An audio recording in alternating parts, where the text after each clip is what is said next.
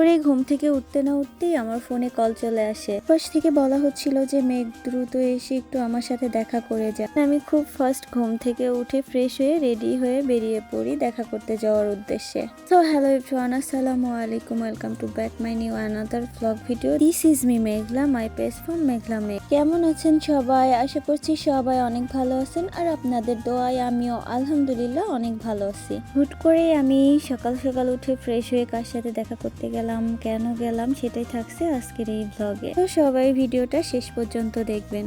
তো যাওয়ার আগেই বাসার সামনে একটু ঢং করতেছিলাম, সাথে সাথে এই যে চাচতো ভাইয়ের ছেলেটা চলে আসলো, কিউট বয়। আমি তাকে নিয়ে একটি ভিডিও করছি, দেন এই যে আমার যাওয়ার পালা। ও হ্যাঁ, এটাও বলে রাখি আমি কিন্তু গ্রামের মেয়ে। সবাই বলে না গ্রামের মেঠো পথ ধরে হাঁটতে অনেক বেশি সুন্দর লাগে বা ভালো লাগে, আর এই ছিল আমাদের গ্রামের মেঠো পথ। আমাদের গ্রামের মেঠো পথটা কিন্তু অনেক বেশি সুন্দর। হাইওয়ে থেকে আমাদের বাসায় যেতে 2 মিনিট সময় লাগে, আর এই 2 মিনিটের রাস্তা আমাকে হেঁটে হেঁটেই যেতে হচ্ছে, কারণ আমার কাছে এখন গাড়ি নেই গাইজ। আমি কিন্তু খুব বেশি গরিব। দেন আমি হাইওয়ে থেকে একটা অটোতে করে আসলে সেই স্পেশাল পার্সনটার সাথে দেখা করতে চলে যাচ্ছি। এতে করে কিন্তু আমি অনেক বেশি এক্সাইটেড ছিলাম, কারণ এই মানুষটার সাথে আমার অনেক দিন পর দেখা হতে যাচ্ছে।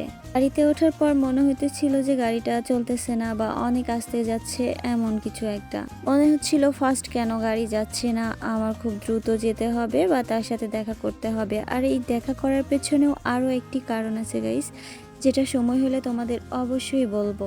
যদিও এই মানুষটার সাথে আমার দেখা হওয়াটা এতটা পসিবল ছিল না, তারপরেও কেমনে কেমনে জানি দেখা হয়ে যাচ্ছে, কারণ আমিও বাসায় থাকি না আর এই মানুষটাও বাসায় থাকে না।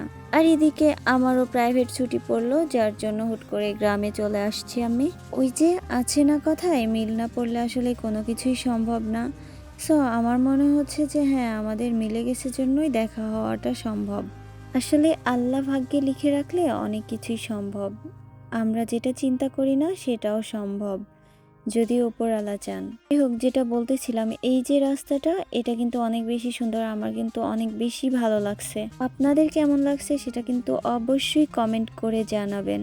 এই যে ভ্যানের পেছনে বসে পা নাড়ানোর এই স্বভাবটা কিন্তু আমার ছোটবেলা থেকে, আপনারা কিন্তু কিছু মনে করেন না। এই হ্যাবিটটা আমার কখনো দূর হবে বলে মনে হয় না। তো অবশেষে আমি চলে আসছি এই যে আমার প্রাণপ্রিয় আপুর কাছে। এটা আমার খুব কাছের বড় আপু, যে আমাকে অনেক বেশি স্নেহ করে, অনেক বেশি ভালোবাসে। আমি এতক্ষণে এই মানুষটার সাথে দেখা করার জন্য আসতেছি গাইস। আর আমাদের একটা বিজনেস প্ল্যান চলতেছে, যেটা সময় হইলে অবশ্যই আপনাদের সাথে শেয়ার করব। আমি তো সব সময় তার কাছে ছোট্ট একটি বাচ্চা, তো আসার সাথে সাথে সে আমাকে চকলেটগুলো খেতে দিয়েছে। সো আজকের ভিডিও এ পর্যন্ত। সবাই সুস্থ থাকবেন, ভালো থাকবেন, আল্লাহ হাফিজ।